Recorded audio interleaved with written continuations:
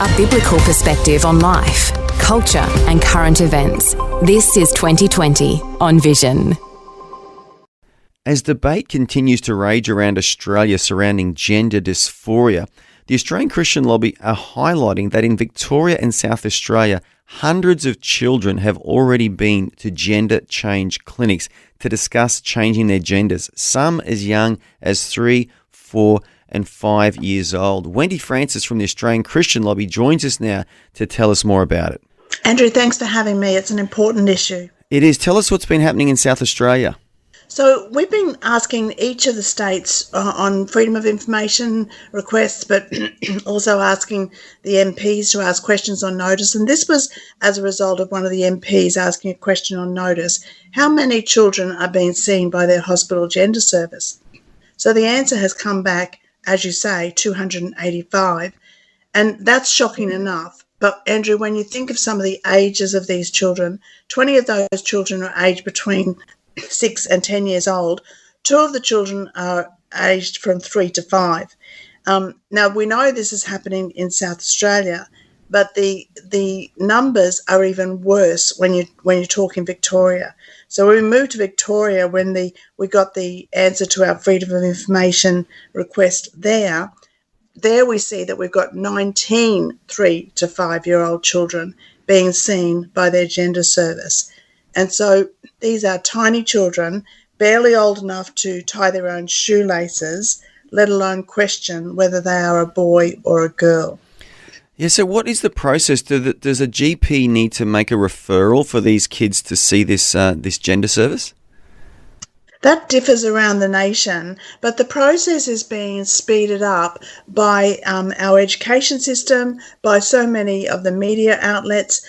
Andrew, when you look at today in the news, or it might have been today or yesterday, in the news, we've got Parramatta's their early learning centre. So it's a childcare centre. So it's a childcare centre from 0 to preschool.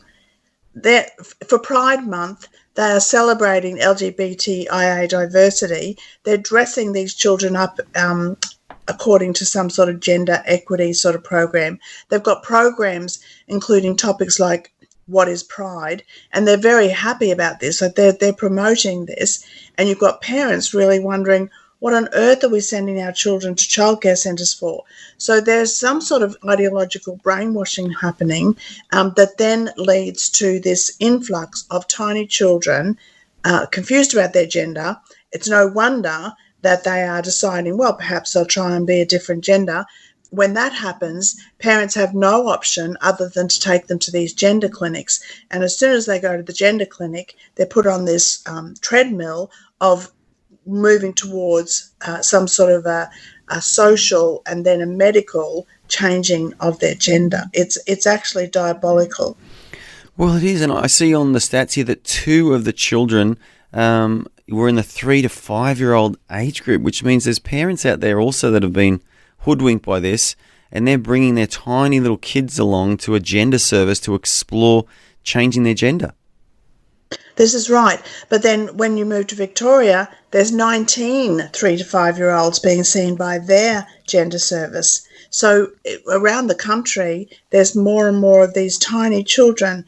And over the past 5 to 10 years, the number of children and young people being referred to gender clinics for this support has just gone through the roof. You know, what was once a rare occurrence now appears, unfortunately, to be becoming a fashionable trend, and it has dire consequences.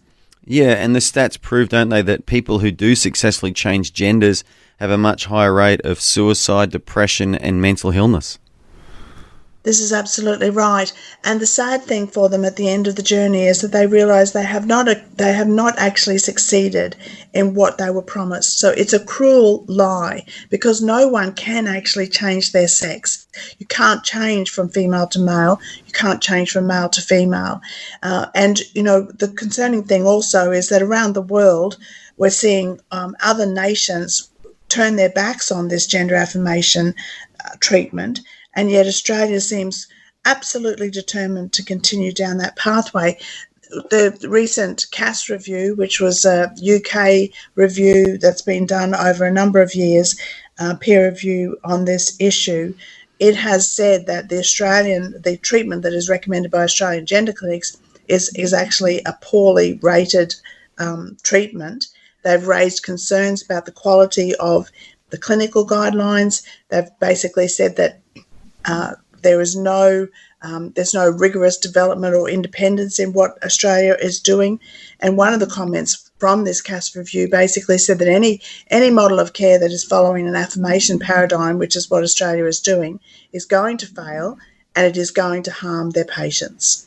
Yeah, and that is a legitimate study, isn't it, and research, and I believe the UK government is taking it seriously. But have you made this, or have you highlighted this to any figures in the Australian government to try and get some change in policy and direction?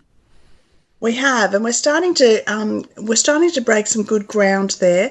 Certainly, some state MPs are really keen to get an inquiry up in their states. A number of the federal MPs as well. Mark Butler is the federal health minister. He has seen the CAS review. He has been shown it. He has been pointed it out. But there just seems to be this stubborn reluctance to actually conduct a review of our own. We need to have a review. But the things that I'm saying to parents in the meantime, though, is make sure you know what is being taught in your schools, but even in your childcare centres. Wherever your children are being minded by somebody else, make sure you know what they're being taught, because sometimes these kids come home with all these weird and wonderful ideas, and we don't actually know where they're coming from. So we need to know where they're getting these ideas and what they're being taught. So in a practical sense, you're saying to parents that they should actually ask their school to see the curriculum and what is going to be taught in each subject. Is that what you're suggesting? Absolutely, because some of this stuff is infiltrating right across the broad spectrum of our curriculum. And so parents deserve and should be able to know what is in the curriculum that their kids are being taught. And not only that, but parents should be calling out any gender stuff that is being taught to young children. Yeah, and isn't it sad, Wendy, that many of the people on the coalface of this, like the teachers and the people involved in the gender clinics, they actually believe that they're making the world better, that they're providing freedom and they're providing options and choices, that they actually think that they're going to make these kids' lives happier. It's a real deception, isn't it? It is a real deception, but that's starting to wear a bit thin, to be honest. I know that many have thought that, but with the increase of the research that is coming out, it's becoming harder and harder to back up that argument, because what we're finding now is that there's more and more young people wanting to detransition, but their lives have already been completely turned upside down, and many of them, we're talking in their late teens or their early 20s, they now have it basically affected their bodies so much that they will never be the person that they were meant to be. And God can redeem, absolutely, but they have lower voices or higher voices. They have broader shoulders. They have hair where they don't want hair. They have no hair where they want hair. Like all of these things, we're seeing young girls with balding patterns because of testosterone. All of these things carry through for the rest of their lives. And we've got young children who are regretting what they've done as babies. Like when I'm saying babies, I'm talking about young children making decisions that they're really not old enough to make. Parents and doctors and medical practitioners need to be making these decisions for them, because they cannot be responsible for making a decision that's going to affect the rest of their life at such a young age. You know, we don't let them have a tattoo. We don't let them smoke. We don't let them drink. We don't let them drive until they're old enough to make these decisions. And we've got 3-year-olds being taken by their parents to gender clinics to change their gender. It's madness. Well, it actually is, Wendy. It actually is. In an age where, thankfully we've become more aware of protecting our children and, trying to stop and create boundaries to stop child abuse, some would argue that this is government-sanctioned child abuse, because we are literally abusing these children's bodies, minds and emotions. I don't have any problem with what you've just said. I believe it is. I do believe it's child abuse. We've got 15-year-old girls who have had mastectomies because they want to look like a boy. They never will be a boy, And it's not until they get into their 20s that all of a sudden they realise what they've done. And the effect then remains with them for the rest of their lives. Yeah, it's like you said, it's almost irreversible. Even if they do try and reverse the surgery, so much change has happened. So, Wendy, what can people do about this? People are listening to this interview now going, I don't even believe this is happening in Australia. What can the average person listening right now do about this? Look, it's an important issue for every Australian, because anybody who is talking to a child at the moment, so if you've got a young person at school or at uni, they all know that this is happening because of the increase in it. So everybody now is aware of what's going on, particularly if you're a younger person.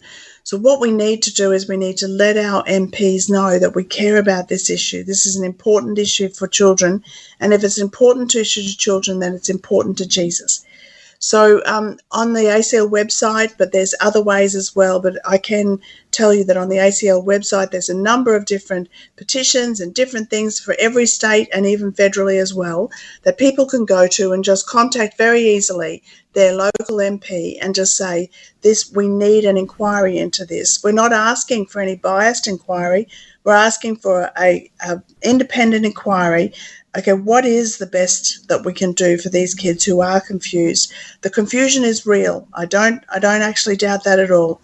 The confusion is real, but is the answer to actually confirm them in their confusion and start cutting off body bits and putting them on puberty blockers and hormone therapy? No, it's not.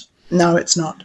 Well, yeah, and back to that UK study you referred to, the CAS review or CAS report, that was the point that I got out of it, is that a lot of these kids and teenagers seeking gender change have underlying issues, such as they've been exposed to trauma, extreme domestic violence, or some form of abuse, and they're being convinced that changing their gender will make them feel better, and it doesn't make them feel better because those underlying issues are still there, aren't they? Absolutely. So what they need is a holistic sort of treatment. We need to actually get to the bottom of what is causing your confusion, what's at the bottom of this, so that we can actually help you walk through it. You know, a lot of doctors have compared this to an eating disorder. So if you've got a young person with an eating disorder, let's say anorexia nervosa, then you don't dismiss that child's concern. You don't dismiss their confusion. You acknowledge it and say, look, we understand that you think this, but the truth is, if you continue down this pathway, you're actually going to kill yourself. This is really serious. So you tell the truth. And then the same is needed for gender dysphoria. We need to understand that the child is genuinely confused in many cases, not in all. For some, it's actually a trend, unfortunately. But for many cases, they are genuinely confused. We don't confirm them in that confusion. We tell them the truth, but we lovingly treat them holistically, and that includes comorbidities. Yeah, well said, Wendy. Well, to our listeners, if you want to get onto that ACL website, it's acl.org.au. Wendy, this is a fight, and we just hope and pray you continue to fight this good fight, as with everyone else at the ACL and our listeners, that we all get involved in this, lobby our governments and demand that independent inquiry. I think that's a brilliant suggestion. Wendy Francis from the Australian Christian Lobby, I want to thank you for joining us on 2020 today. Thanks so much for having me, Andrew. As always, I really appreciate it.